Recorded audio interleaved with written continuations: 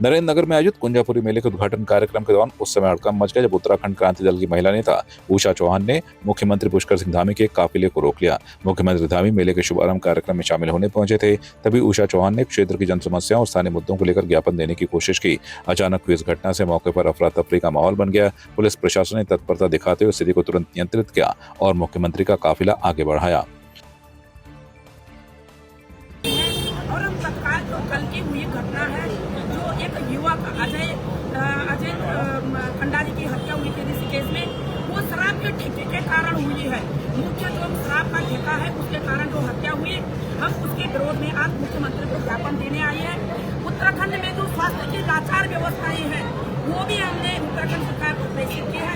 मुख्यमंत्री ने ज्ञापन को ले लिया, लेकिन किन परिस्थितियों में लिया, क्योंकि सामने सारे कैमरा लगे हुए थे, इसलिए वो छेना छपटी में करके के आने दो करके, लेकिन ज्ञापन को ले लिया, लेकिन उसे पढ़ने नहीं दिया। जबरदस्ती दरवाजे को बंद किया गया। मैंने कहा मुख्यमंत्री जी को सुनको लीजिए, आज आपको पूरा टाइम है मेले का उद्घाटन करने के लिए, लेकिन कल एक बच्चे की मृत्यु हो गई। एक अनाथ बच्चा जो 1 साल का है, वो उसके सिर से पापा का साया उठ गया। उनको मिलने के लिए आपको कोई टाइम नहीं है और यहाँ मेले का उद्घाटन करने के लिए पूरा टाइम है। ये हमने कहा है, कहना था, लेकिन उन्होंने जबरदस्ती उत्तराखंड सरकार की जो पुलिस प्रशासन है उन्होंने हमें किसी प्रकार किया, अन्यत्र जगह हटा करके और आगे रवाना कर दिया है। बहुत दुर्भाग्य का विषय है कि जनता का कोई बोलने वाला नहीं है। इसी प्रकार माँ कुंजापुरी के चरणों में स्थित नरेंद्र नगर की ये नगर पालिका, जहाँ पर आज मुख्यमंत्री पहुँचे थे, और इस विधानसभा में आप सभी ने, समूचे उत्तराखंड ने ये देखा है कि किस तरीके से हृदय विदारक जो घटना कल हमारे एक जवान, हमारा भाई हमको छोड़ के चला गया, खुलेआम लॉ एंड ऑर्डर ताक पे रख दिए गए हैं और खुलेआम एक बच्चे को 34 चाकू से निर्मम हत्या कर दी जाती है। और मौके पे सभी जितने भी जनप्रतिनिधि थे, जितने भी सामाजिक कार्यकर्ता थे, हमारी महिला शक्ति, युवा शक्तियों ने उस बच्चे के शव को लेकर के धरना प्रदर्शन किया।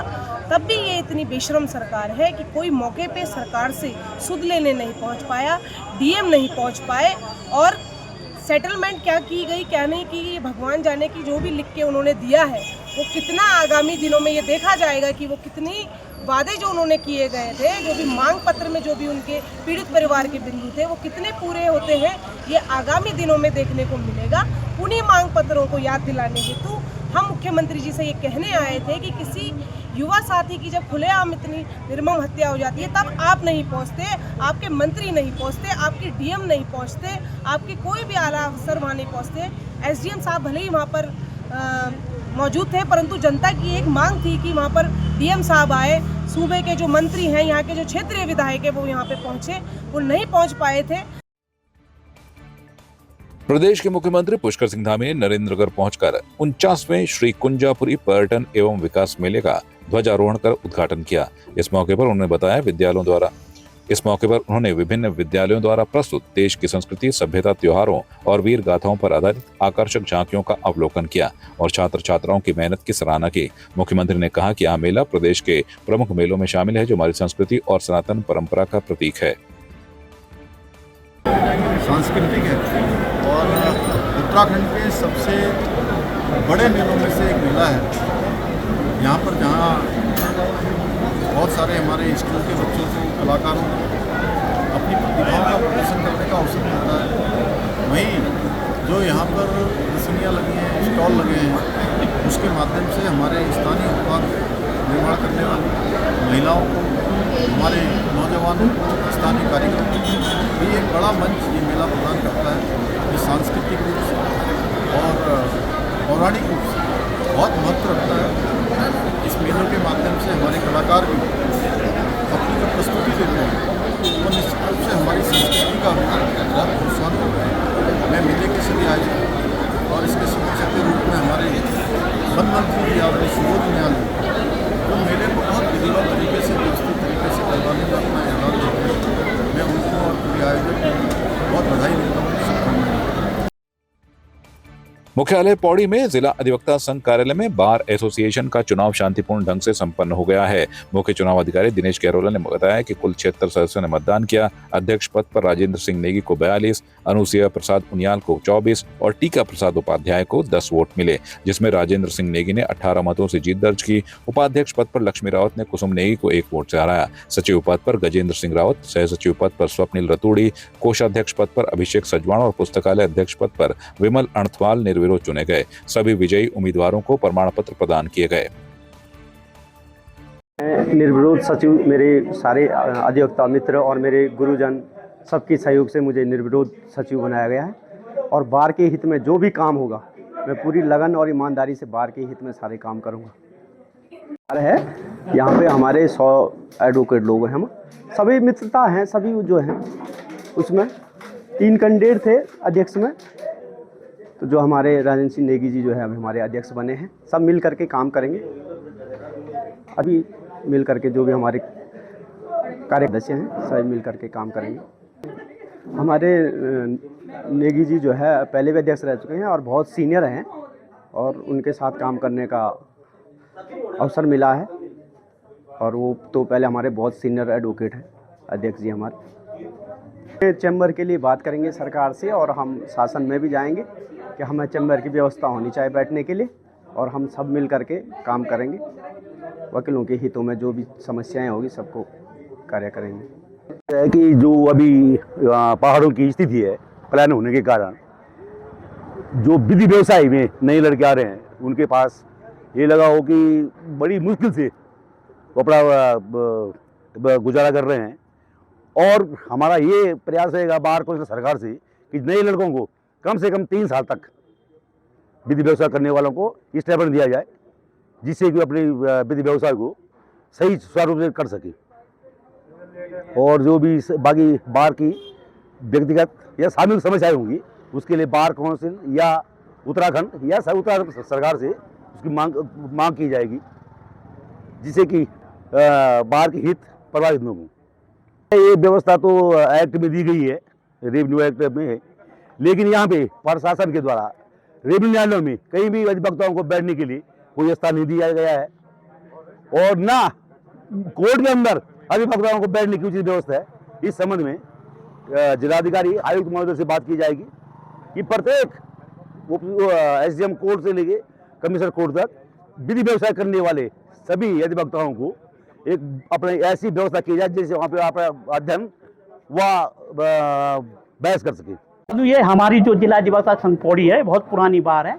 ये यूपी के टाइम से केवल यूपी में केवल 2 बार हैं जो हैं सुप्रीम कोर्ट से एफिलिएटेड थी, एक मेरठ बार और ये पौड़ी जिला अधिवक्ता संघ की पौड़ी। यहाँ से काफ़ी बस यही जो आज हमारा चुनाव हुआ उसमें टोटल जो है 76 सदस्य गणों ने मतदान किया। अध्यक्ष पद के लिए अनुसुईया प्रसाद उनियाल को 24 मत प्राप्त हुए, राजेंद्र सिंह नेगी को 42 मत प्राप्त हुए, टीका प्रसाद उपाध्याय को 10 मत प्राप्त हुए। इस प्रकार से राजेंद्र सिंह नेगी जो है 18 वोटों से विजयी घोषित किए गए।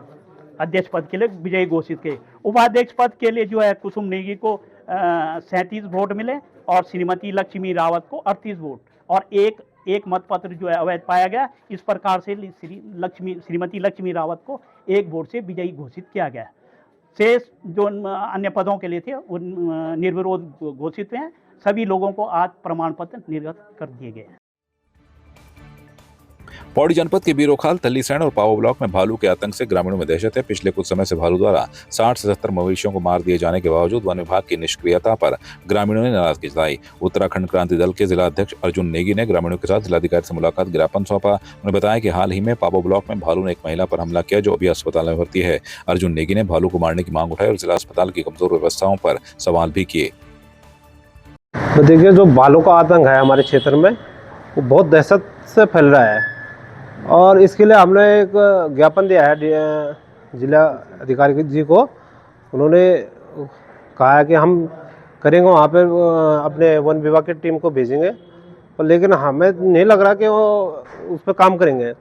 और जिस हिसाब से भालू अटैक हमारे क्षेत्र में कर रहा है, हमारे तो एक रोजी रोटी है, वो हमारे घर का एक सदस्य है। जिस हिसाब से लोग बोल रहे हैं जानवर को मार दिया है, देखो जानवर उसको कहते हैं, जैसे भालू अटैक कर रहा है, हमारे घर का सदस्य है वो, हमें कल गेहूं पुताई के लिए जाना है तो पिछले दिन हमारे बैल को ख़त्म कर दे रहा है। तो हम लोग एक गरीब फैमिली से हैं, सारे हमारे जो क्षेत्र मिडिल क्लास के लोग हैं, तो इसके लिए हम डीएम साहब से ये कहना चाहेंगे कि वहाँ पे ज़्यादा से ज़्यादा ध्यान रखें।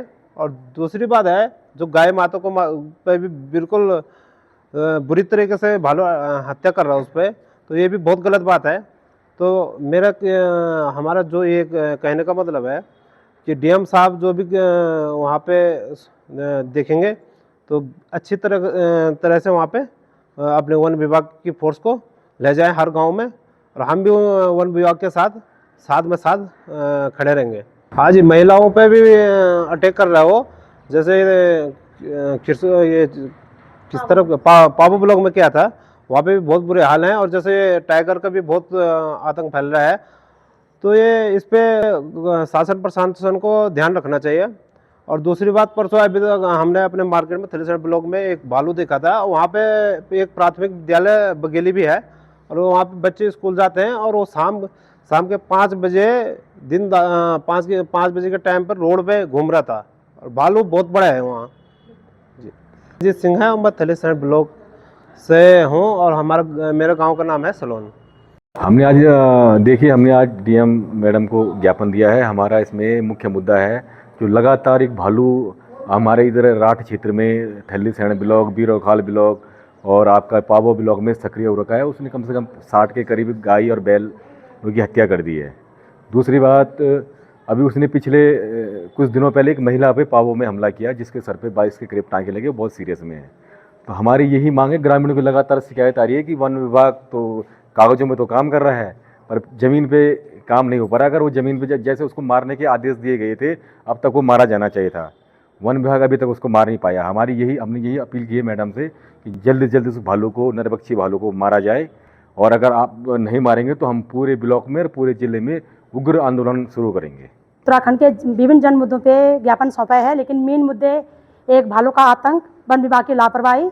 ये लापरवाही है वन विभाग की, कागजों में काम कर रही है और कह रही है कि हमको दिख नहीं रहे वो। तो हमने उससे पहले, हमारे भाई लोग बाद में, उससे पहले आपको पता है कि हमने बोला कि ये तो वन विभाग का काम है, वन विभाग जाकर देखे कि वो भालू कब आ रहा है, कैसे आ रहा है, क्यों आ रहा है करके। तो यहाँ पे यदि लापरवाही होगी तो हम उसका उग्र आंदोलन करेंगे। दूसरा, हम स्वास्थ्य विभागों के संदर्भ में आ रखे हैं, और मैंने दोटू मैडम से कहा है कि मैडम इस विषय में मेरे को और किसी भी व्यक्ति को यहाँ पे आने की जरूरत नहीं है। ये दिस इज योर रिस्पॉन्सिबिलिटीज, न केवल रिस्पॉन्सिबिलिटीज है, मॉरल रिस्पॉन्सिबिलिटीज है उनकी नैतिक जिम्मेदारी। इसलिए उन लोगों को तनख्वाह मिलती है। यहाँ पे हमारे जो भी अधिकारीगण बैठे हुए हैं, इसीलिए यहाँ पे बैठे हुए हैं कि वो जन मुद्दों को सॉल्व करें। और हमारा दोटू कहना है कि मुझे कम से कम दोबारा यहाँ पे आना ना पड़े। जो भालू का आतंक है उसके हमारे लोग निजात पाने चाहिए, और जो अस्पतालों में असुविधाएं हैं वो अविलंब पूरी होनी चाहिए। बाकी अगर नहीं हुई तो हम लोग उग्र आंदोलन करेंगे भाई यूपीडी की तरफ से। तो ये भी सरकारों की जिम्मेदारी है भाई, कि सरकार जो है सड़कों का ढंग से डामीकरण करे। वो उस पर पोस्टरों पे लिखा रहता है कि आपकी यात्रा मंगलमय हो। सड़कों पे तमाम प्रकार के गड्ढे हैं, आए दिन हमारे बच्चों के, हमारे तमाम लोगों के एक्सीडेंट हो रहे हैं, जो कि बहुत ज़्यादा दुर्भाग्यपूर्ण बात है। ये सरकारों की जिम्मेदारी है, और हमें सरकारों को जिम्मेदारी तय करना भली भांति आता है। यदि सरकार जिम्मेदारी तय नहीं करेंगे तो इनका घेराव होगा भाई। सरकार स्वयं गड्ढे में है। सरकार कैसी वाहियात बातें करती है। परसों सीएम धामी कह रहे हैं कि मैं थराली में बोला हेलीकॉप्टर से नीचे छलांग लगाने वाला था। मेरे भाई स्वयं कमांडो में है, 4 साल उन्होंने कमांडो की ट्रेनिंग ली है। उसके बाद जाकर के कहीं के लिए सिलेक्ट हुए हैं कि भाई किस प्रकार से हेलीकॉप्टर से या बड़े जहाजों से नीचे छलांग लगाया जाता है। मुख्यमंत्री धामी ने कमांडो की ट्रेनिंग ली है कि किस प्रकार की वाहियात बातें कर रहे हैं। हमारे यहाँ पे स्वास्थ्य मंत्री कहते हैं कि डॉक्टर मरीज को ढूंढ रहा है। कहाँ ढूंढ रहा है बताइएगा जरा। यदि डॉक्टर मरीज को ढूंढ रहा है तो हमने पौड़ी के अस्पताल में मोमबत्ती से इलाज करते हुए किसको पाया है फिर। तो ये वाहियात बातें हैं, और इन वाहियात बातों को हम निजात करेंगे। 9 नंबर से आप देखोगे कि या तो ये भाजपा कुर्सी छोड़ेगी या जन मुद्दों को सॉल्व करेगी, और हम उग्र आंदोलन करेंगे भाई। पूरा उत्तराखंड मेरे भाई लोग सब आ रखे हैं, और हम चाहते हैं मेरे भाई बहनों, यदि आप इन प्रॉब्लम से निजात पाने चाहते हो तो आप भारी से भारी संख्या में आए, और हम करेंगे भाई। मैं तो कॉलर खींचने के लिए तैयार हूँ।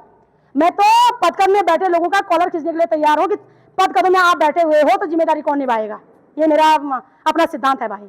देखिए, यह पूरा मामला जो है, हम इस विषय में आ रहे हैं कि वहाँ पे भालू का बहुत ज़्यादा जो है आतंक फैल चुका है, जो कि कागजों में तो काम हो रहा है पर ज़मीनी स्तर पे काम नहीं हो रहा है। वो इस प्रकार नहीं हो रहा कि मैम का कहना है कि वो भालू हमें दिख नहीं रहा है, वो दिख नहीं रहा है, वो तो रात को अटैक कर रहा है ना कि दिन को अटैक कर रहा है।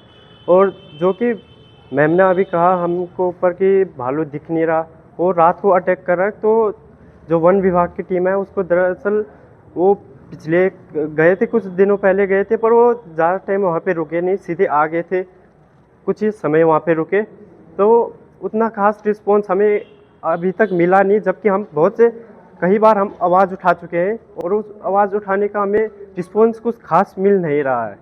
तो हम इसके अगर हमारे अभी भी आवाज़, हमारी बात दबाई दबाई जाएगी तो हम एक बहुत बड़ा जो है जन आंदोलन छिड़ सकते हैं, जो कि हमारे उत्तराखंड क्रांति दल से यूकेडी हमारी जितने भी हम सम्मिलित लोग हैं, हम एक जन आंदोलन छेड़ेंगे और हमारे उत्तराखंड के लिए होगी और हमारे क्षेत्र के भलाई के लिए होगी और हमारे जो क्षेत्रीय लोग हैं उनके लिए आवाज़ उठाने का हम काम करेंगे। बिल्कुल हम उस पर वही चीज़ हम कर रहे हैं जो कि हमें कुछ खास रिस्पॉन्स मिल नहीं रहा है। मेरा शुभ नाम सावर सिंह नेगी है, मैं थली सैंड ब्लॉक से ग्राम सभा रिश्ती से हूँ, जो कि मैं अभी अपने महाविद्यालय मजरा माध्यम में वो अध्यक्ष भी हूँ।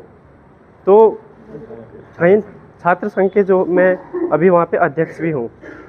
आज ये जो हमारी भालू की समस्या अभी विगत 1 महीने से 1.5 महीने से लगभग चल रही है, तो उसके विषय में आज यहाँ पे हमें ज्ञापन भी यूकेडी के कार्यकर्ताओं ने सौंपा और उसमें हम लोगों ने भी आश्वस्त किया कि इसमें वन विभाग अपनी टीम भी बढ़ा दिया वन विभाग ने अभी रिसेंटली, और वहाँ लगातार गश्त की कार्रवाई की जा रही है। गांव वालों का भी सहयोग उसमें मिल भी रहा है और साथ में शूटिंग की परमिशन भी उनको दे दी गई है और जैसे ही भालू की साइटिंग होती है तो तत्काल उसकी शूटिंग की भी कार्रवाई की जाएगी। पिंजरे आदि भी लगे हुए हैं, तो सभी कार्रवाई वहाँ पे गतिमान है और हम लोगों का प्रयास रहेगा कि जल्द से जल्द इस समस्या से निदान पाया जाए। इसमें जो स्वास्थ्य व्यवस्थाओं को लेकर भी उन्होंने अवगत कराया, तो इसमें हम लोगों ने उसके लिए भी, जैसे बीच में वार्ड बॉयज़ की काफ़ी कमी थी डिस्ट्रिक्ट हॉस्पिटल में, जब हम लोगों ने भी चिकित्सा प्रबंधन समिति की बैठक ली थी तो वहाँ पे 11-12 एक्स्ट्रा वार्ड बॉयज़ भी वहाँ पे नियुक्त किए जा चुके हैं और साथ में लाइट को लेकर समस्या थी तो वहाँ पे इन्वर्टर्स आदि की भी व्यवस्था की जा चुकी है और आगे के लिए भी सचेत किया गया पूरे अस्पताल प्रशासन को। और यूरोलॉजी का यहाँ पे डॉक्टर्स हैं लेकिन उनके इक्विपमेंट नहीं थे, तो उसके लिए भी हम लोगों ने धनराशि स्वीकृत की है, तो धीरे धीरे अवश्य यहाँ की व्यवस्थाएँ सुधरेंगी। आपकी इस पर क्या राय है, हमें कमेंट कर जरूर बताएं। इसके साथ ही आप हमारे YouTube चैनल को सब्सक्राइब कीजिए। आप हमें Facebook, Instagram, Twitter पर फॉलो भी कर सकते हैं और संवाद 365 के साथ एक क्लिक में जुड़ने के लिए डाउनलोड कीजिए संवाद 365 ऐप।